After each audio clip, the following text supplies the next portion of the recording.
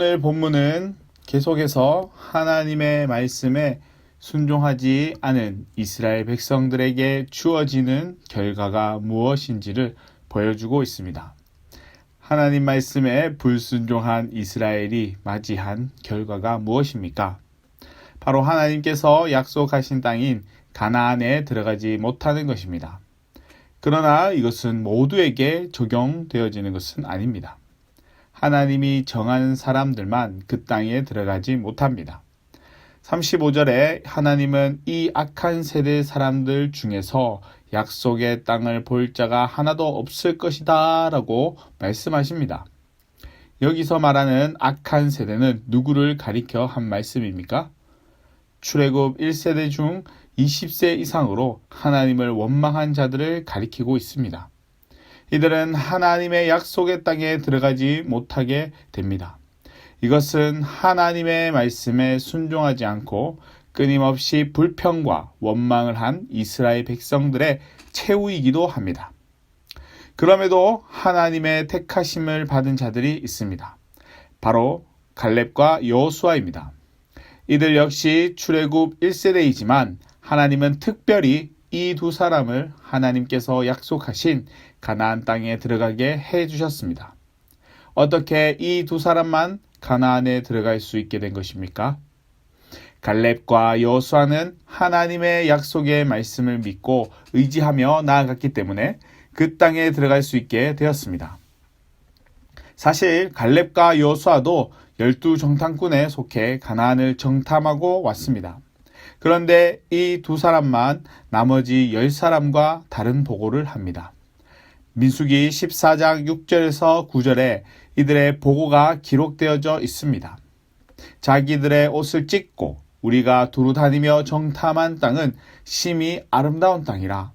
여호와께서 우리를 기뻐하시면 우리를 그 땅으로 인도하여 들이시고 그 땅을 우리에게 주시리라. 다만 여호와를 거역하지 말라.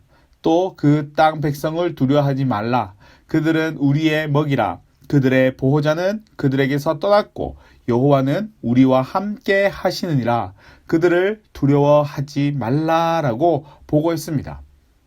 이는 이스라엘 백성들의 마음을 돌이켜 하나님의 인도하심을 믿고 나아갈 것을 당부하는 말이기도 했습니다. 그러나 그들은 두 사람의 말을 듣기보단 10사람의 말에 더 귀를 기울였고 오히려 두 사람을 돌로 치려 했습니다. 이 사건을 통해 갈렙과 여호수아가 얼마나 하나님의 말씀을 믿고 신뢰하고 있는지를 알 수 있습니다.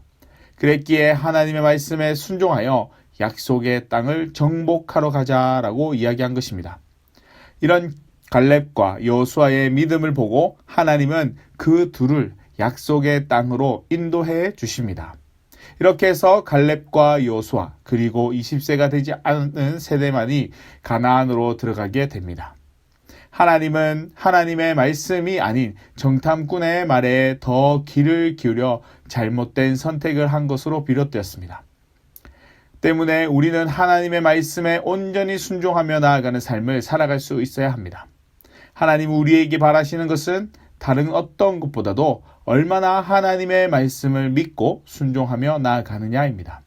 비록 나의 힘으로 감당할 수 없는 상황이라 할지라도 하나님이 함께 하시면 아무런 문제가 되지 않는다는 것을 믿으며 나아갈 수 있기를 바랍니다.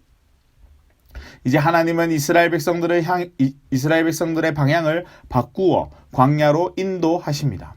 그제서야 자신들의 행동이 잘못된 것을 깨달은 이스라엘 백성이 하나님 앞에 회개함으로 나아가지만 이미 하나님은 그들에게서 돌아섰습니다.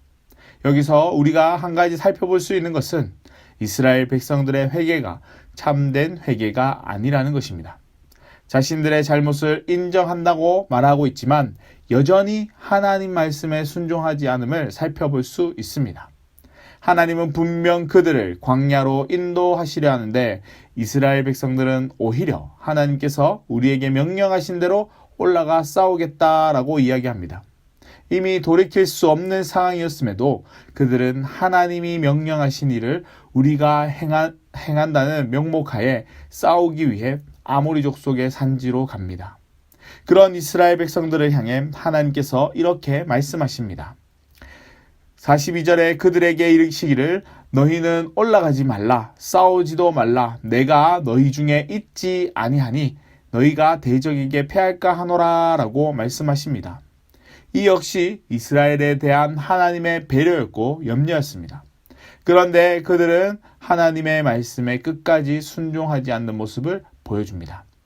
자신들의 잘못을 회개했지만 자신들의 힘으로 그곳에 있는 아모리 족속을 몰아내면 하나님께서 약속한 땅에 들어가게 해줄 것이라는 잘못된 생각이 그들을 잘못된 길로 이끌었습니다. 때문에 하나님께서 만류하는 그 싸움을 하기 위해 아모리 족속이 있는 곳으로 올라갑니다. 43절에 산지로 올라가는 이스라엘 백성들을 이렇게 표현하고 있습니다. 꺼리낌 없이라고 표현하고 있습니다. 이 말은 현재 자신들이 하는 일에 잘못을 느끼고 있지 못하다는 것을 의미합니다. 그들 뜻대로 싸운 싸움의 결과가 어땠습니까? 참패를 면하지 못했습니다. 이것은 당연한 결과였습니다. 하나님의 말씀에 순종하지 않은 결과입니다. 그런 결과를 받아들이지 못한 이스라엘 백성들이 하나님 앞에 통곡을 합니다. 아마도 자신들의 싸움을 승리로 이끌어주지 않음에 대한 통곡이었을 것입니다. 그러나 하나님은 이미 모세를 통해 그들과 함께 하지 않는다라는 것을 말씀하셨습니다. 그런데도 이런 행동을 보인 것은 이스라엘 백성들이 여전히 하나님 말씀에 귀를 기울이고 있지 않았다는 것을 말해주고 있습니다. 출애굽기 1세대가 약속의 땅을 들어가는 일에 실패한 것은 정말 뼈아픈 일입니다. 그러나 우리가 기억해야 할 것이 있습니다. 다른 누군가의 실패를 통해 우리에게 주어지는 교훈이 있다라는 것입니다. 오늘 본문을 통해 알려주고자 하는 교훈이 무엇입니까? 하나님의 말씀에 온전히 순종하며 나아가는 것입니다. 순종은 믿음의 증거와 같습니다. 믿음이 없는 사람은 하나님 말씀에 온전히 순종할 수 없다는 것을 보여주고 있습니다. 그 결과로 10하루길이면 충분한 가나안 여정을 광야에서 40년이나 걸리는 긴 여정으로 변화시키신 것입니다.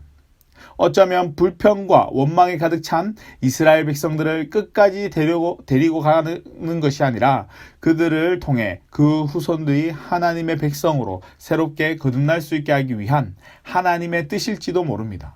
중요한 것은 우리 안에 하나님을 향한 믿음을 통해 순종의 제사를 드릴 수 있어야 합니다. 하나님이 우리에게 바라시는 모습이기 때문입니다. 요한복음 3장 36절에 이렇게 말씀하고 있습니다. 아들을 믿는 자에게는 영생이 있고 아들에게 순종하지 아니하는 자는 영생을 보지 못하고 도리어 하나님의 진노가 그 위에 머물러 있느니라 라고 말씀하고 있습니다. 이 말은 단순히 믿음만 고백하고 그치는 삶은 영원한 삶인 영생을 얻지 못하고 하나님의 심판을 받게 된다는 것을 이야기하고 있습니다. 결국 진정한 믿음에는 그에 맞는 순종이 함께 한다라는 것입니다. 하나님 우리에게 당신을 향한 변함없는 순종의 모습을 바라고 계십니다. 우리가 하나님께 변함없는 순종을 드리기 위해서는 어떻게 해야 합니까? 우리의 믿음이 더욱더 굳건해져야 합니다. 우리의 믿음이 더욱 굳건해져서 하나님 말씀에 온전히 순종하며 나아가는 삶이 될 수 있기를 소망합니다. 하나님께 드리는 순종을 통해 하나님이 주시는 은혜를 부족함 없이 누리고 하나님의 인도하심을 통해 형통함을 누리기에 부족함이 없는 저와 여러분의 삶이 될 수 있기를 주님의 이름으로 간절히 축복합니다.